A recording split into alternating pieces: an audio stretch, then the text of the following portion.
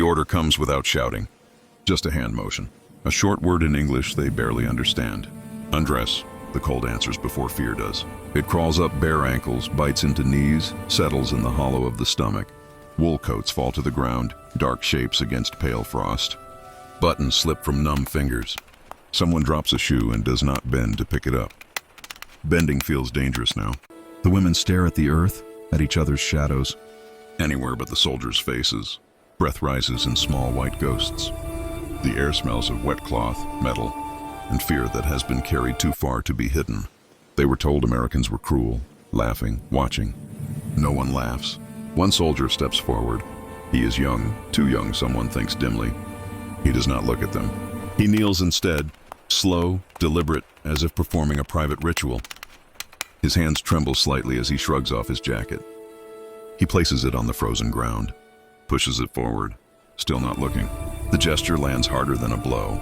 Kindness, offered quietly, splits something open inside them. Anna feels her throat burn.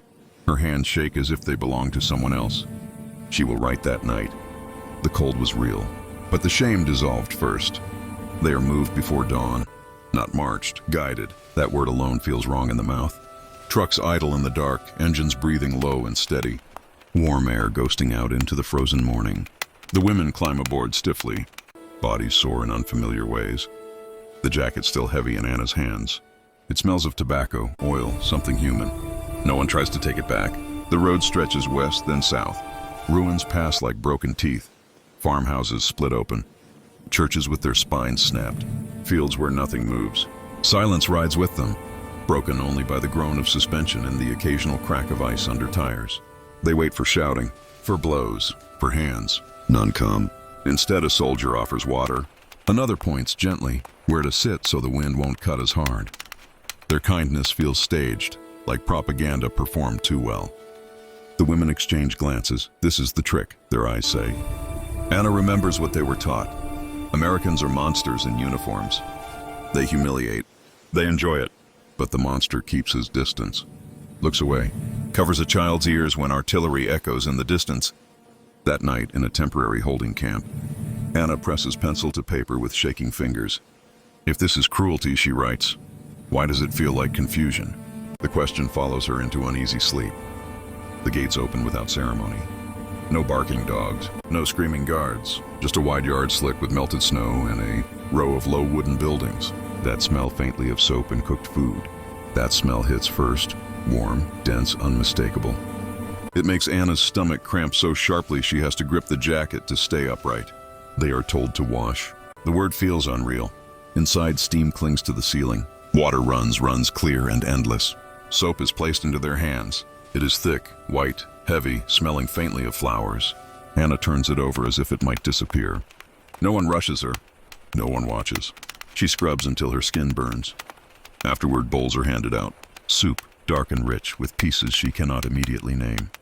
Bread that bends instead of crumbling. Someone begins to cry quietly over the steam rising from the bowl. Anna lifts the spoon. Her hand trembles so badly the liquid ripples. This is not how captivity was described. The shock is physical, dizzying, almost obscene. She feels shame bloom alongside hunger. Shame for wanting more. Shame for relief. Shame for the warmth creeping back into her fingers. That night, wrapped in the borrowed jacket, she writes only one line. I was prepared to suffer. I was not prepared to be treated like a person. Morning arrives quietly, not with whistles or fists on doors, but with light slipping through unbroken windows. The women wake slowly, confused by the absence of fear. For a moment, Anna forgets where she is. Then the smell returns. Coffee. Real coffee. Bitter and warm, curling through the air like a memory from another life. Breakfast is laid out without ceremony. Oatmeal thick with milk. Sugar in small paper packets. Bread that is cut, not rationed. Hands hover before touching anything, as if an invisible rule might suddenly be enforced. At home, they ate turnip soup until even hunger recoiled. Here, abundance sits plainly on the table. An American soldier notices Anna struggling with a spoon. He brings another without comment, places it gently and walks away. No eye contact, no triumph. The dignity of it unsettles her more than cruelty ever could. Later, they are allowed outside. The camp fence is real, but beyond it the land is intact. Trees standing whole, houses with roofs, laundry hanging in the cold sun. Life continuing. Guilt seeps in quietly. How can this exist while Germany starves? That evening, whispers pass between bunks. Gratitude feels dangerous. Comfort feels like betrayal. Anna writes again, slower now. If the enemy feeds us, she wonders, what were we taught to hate? The question has no answer yet. The letters arrive folded too neatly. Paper from home is thin, gray, worn soft by too many hands. Anna recognizes her mother's writing instantly, smaller now, as if the words themselves are shrinking. She reads slowly. Rations cut again, cold rooms, a neighbor gone, no details. Details are dangerous. Her fingers tighten until the page creases. Outside, an American truck unloads crates. Canned meat, flour, oranges wrapped in paper.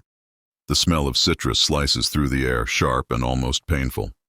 Anna turns away, nausea rising, not from hunger, but from contrast. Kindness begins to feel like pressure. At night, she dreams of tables set too full, of hands reaching but never touching. She wakes ashamed of the warmth around her. The blanket, the jacket still allowed to remain. No one asks for it back.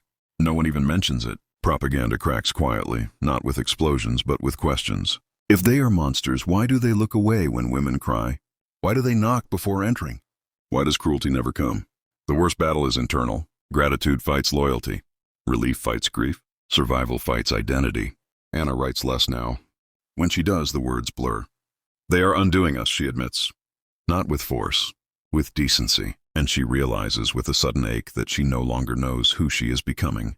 The announcement comes in the afternoon. Simple words, calm voices. Translation offered twice. They will be moved again. Home, perhaps, or something close to it. No dates, no promises, just soon. The room reacts unevenly. One woman exhales sharply, as if she has been holding her breath for months. Another turns her face to the wall. Anna feels nothing at first. Then everything. She walks outside alone. The yard is quiet. Snow melts in slow, patient drops from the roof's edge. Somewhere beyond the fence, a radio plays softly. Music she does not recognize, light and careless. Life unbroken. She presses the jacket to her chest for the last time. The cloth is worn now, shaped by her hands. It no longer feels borrowed. It feels remembered. That night, she opens her diary one final time. I thought truth would arrive like violence, she writes. Instead, it knelt in the cold and offered warmth without asking my name. She closes the book. Years later, when the war is reduced to dates and flags and numbers, this is what remains, not the orders, not the uniforms, but the moment the enemy looked away, and in doing so, returned her humanity. The cold fades. The gesture does not.